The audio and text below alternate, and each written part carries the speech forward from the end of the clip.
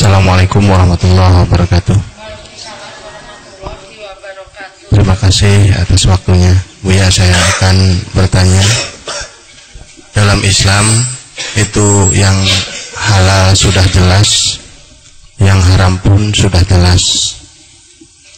Tapi kalau di pemerintah, kadang yang haram bisa jadi halal asal bayar pajak. Ada? Iya. Akar? Gimana? Yang haram itu bisa jadi boleh, yang penting asal bayar pajak. Pajak?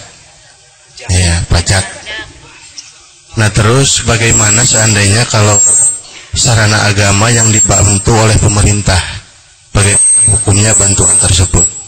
Hanya itu yang dapat saya tanyakan. Assalamualaikum warahmatullahi wabarakatuh. Masalah halal haram, sesuatu yang haram jadi halal mungkin bukan karena pajak, karena pelicin gitu ya mungkin ya. Mungkin ada harus pakai soko, harus begini masuk ke negara, duit-duit yang untuk mengegulkan sebuah proyek haram. Ini kan masuk ke negara, kas negara. Setelah itu dikembalikan jadi gaji para guru. Nih gimana? Atau kemudian dibuat madrasah dan sebagainya. Jadi begini kaidahnya. Harta itu selagi tidak murni haram, berarti kan tidak murni halal. Selagi tidak murni halal atau tidak murni haram, berarti kita tidak bisa mengatakan pasti halal, juga tidak bisa kita katakan pasti haram. Itulah yang disebut dengan syubhat. Jadi orang mengambil syubhat bukan haram, karena tidak bisa dikatakan sebagai haram.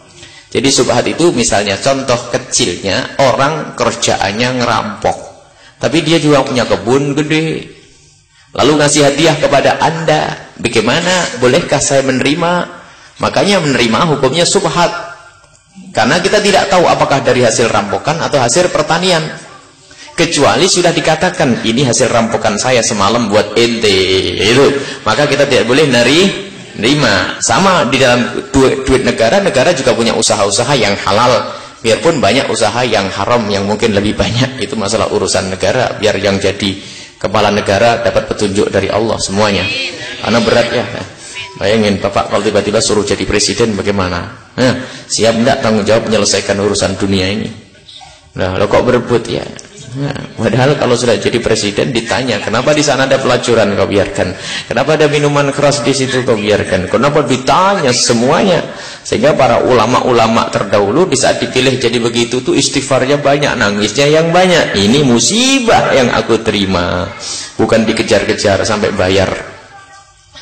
Nah, jadi apa yang diberikan oleh negara, asalkan dananya tidak jelas dari yang haram, baik, tidak yakin dari yang haram, maka itu boleh untuk bangun madrasah dan sebagainya. Itu kan bab subhat. Nah kalau misalnya ada sebagian pesantren tidak mau pemberian dari negara, itu bukan karena haram, mohon maaf. Misalnya di sini tidak ada pembagian dari negara, dan teman-teman tidak usah mengusahakan ke urusan negara. Buya ini ada link, tidak usah cari link ke negara sana. Kita tidak usah, tidak butuh itu. Itu bukan berarti karena haram. Jangan sampai mengatakan, wah Buya tidak mau berarti haram. Oh tidak. Kami lebih senang dengan saudara-saudara ini, masya Allah. Ini yang bangun saudara, nggak ada bagian daripada negara Indonesia Raya, itu nggak ada.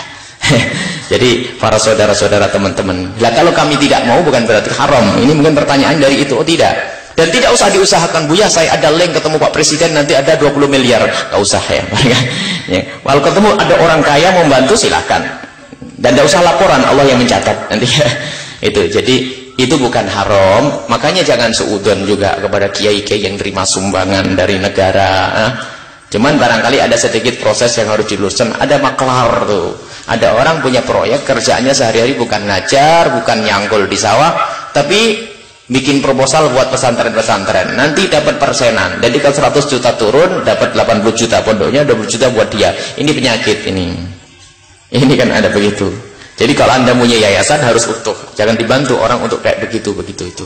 Kita perlu berjuang di jalan Allah, dan pasti ada. Dan jangan khawatir, oh gampang.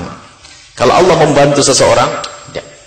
Kemudian yang bekerja di negara jangan khawatir, gajinya tidak sampai haram kok. Hanya subhat barangkali kalau memilih. Ada sebagian bekerja di negara, dia dapat gaji, cuman dia menyisihkan hanya kebun sedikit yang dimakan anak-anaknya. Adapun ini untuk kebutuhan-kebutuhan yang lain, subhanallah. Tapi bukan haram. Kita tidak mengatakan gaji pegawai adalah haram, tidak. Karena subhat, ada halal, ada haram. Cuman bercita-citalah kepada Allah, bercita-citalah memohon kepada Allah untuk setiap saat ditingkatkan kemuliaan kita. Jadi ini tidak haram. Jangan sampai nanti salah paham haram. Enggak. Subhat saja tidak. Ini tidak bisa kita hukumi haram, tidak bisa dihukumi halal. Apakah menjadikan sebab masuk neraka? Ya enggak. Maka perbanyak ibadah. Yang makan duit-duit begini ya, wah harus meningkatkan ibadahnya nanti agar tertutupi kekurangan-kekurangannya itu. Baik, semoga Allah mengampuni kita semuanya.